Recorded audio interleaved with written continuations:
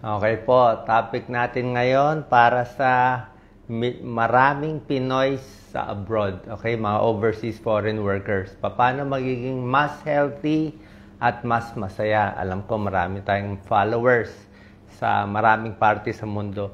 Madalas po, pag iniisip natin na overseas Filipino workers, marami tayong naririnig ng mga reklamo or negative. Siyempre, tulad ng ma-homesick ka, mahirap ma-homesick, inaalala mo yung pamilya mo, marami kang worries, yung iba na-stress, nadidepress pa. Oo, meron talagang ganitong disadvantage. Pero, syempre, dapat isipin natin, meron ding advantage. Kung titingnan mo, kung babaguhin lang natin perspective natin, meron tayong nakikitang advantage. Marami. Meron tayong 16 tips para maging advantage yung paninirahan sa abroad, para maging mas healthy, mas malusog, at mas masaya.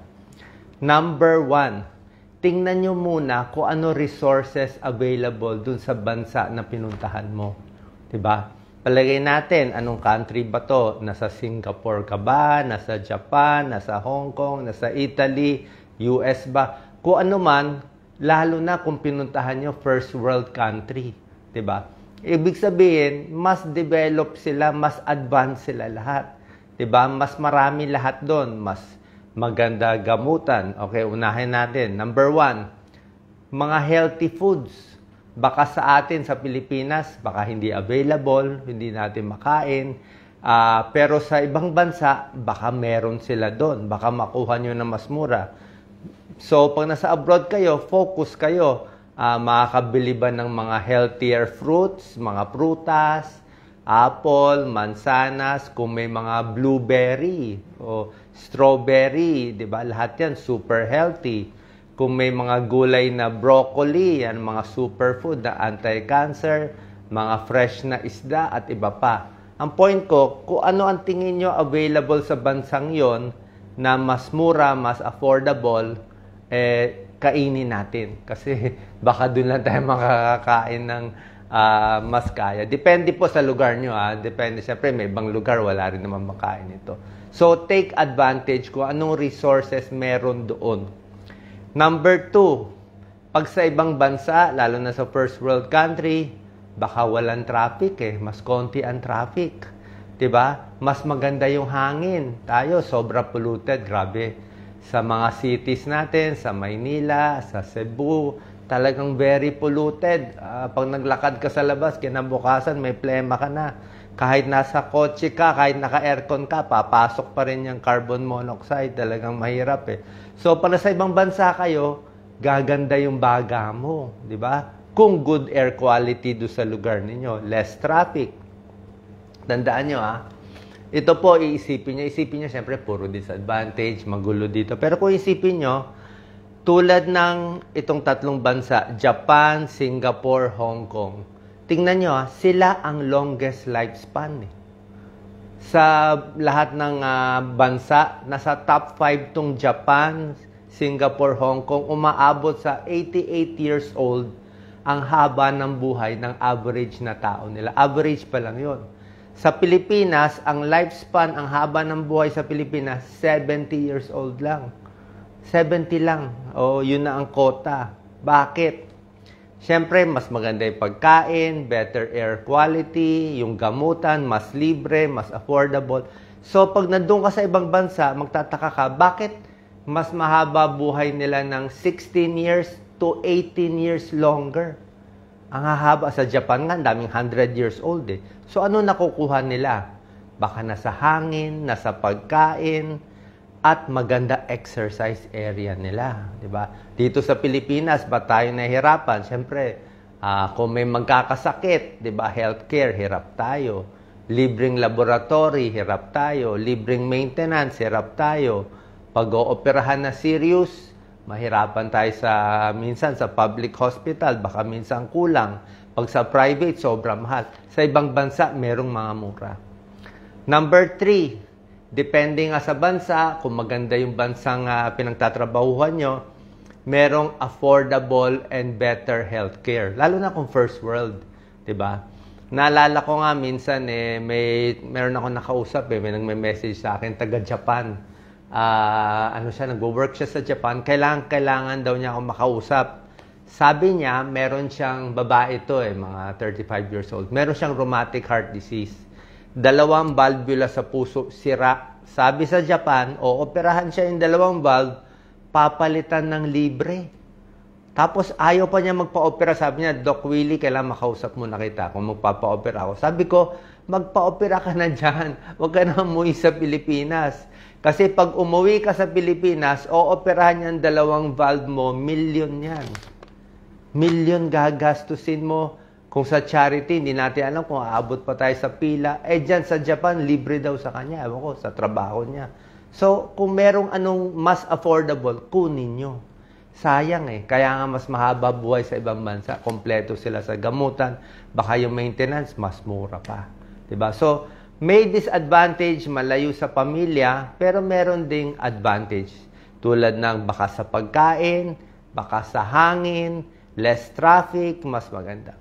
Number 4 advantage, na possible advantage, baka maganda yung transportation system nila sa ibang bansa.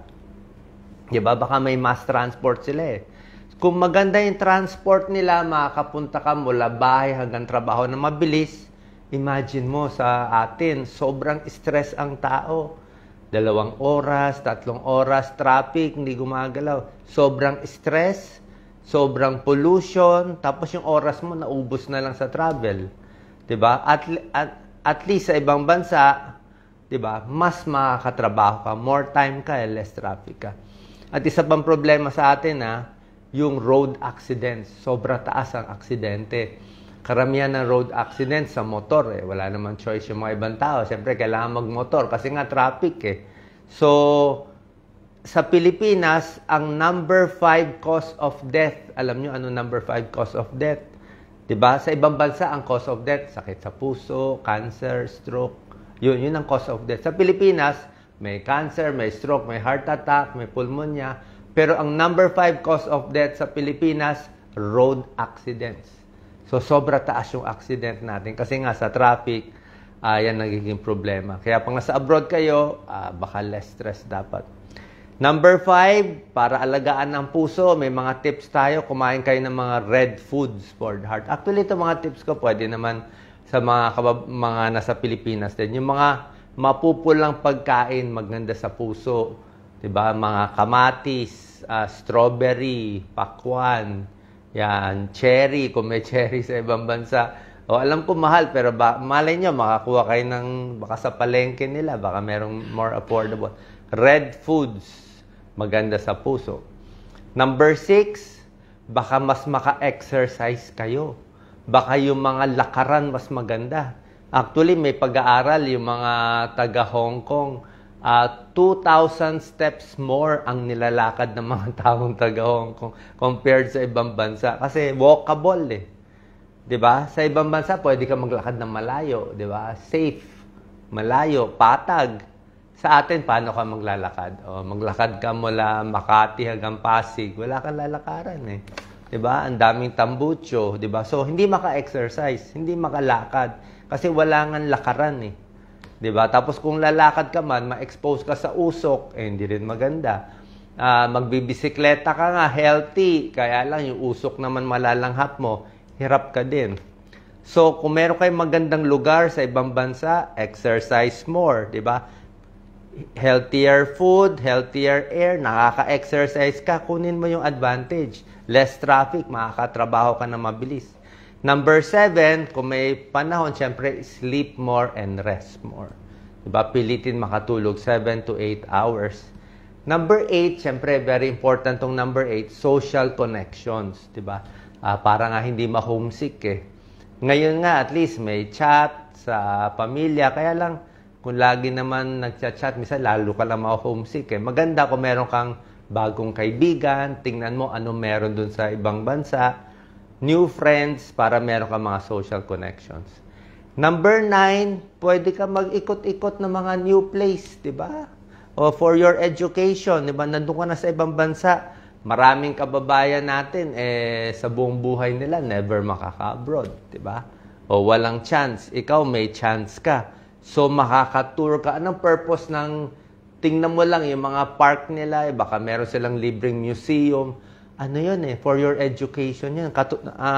Knowledge mo yun Number 10, better brain capacity. Di ba? Mas tatalino tayo kung ano ba meron doon. Meron bang bagong technology, latest na gamit, di ba?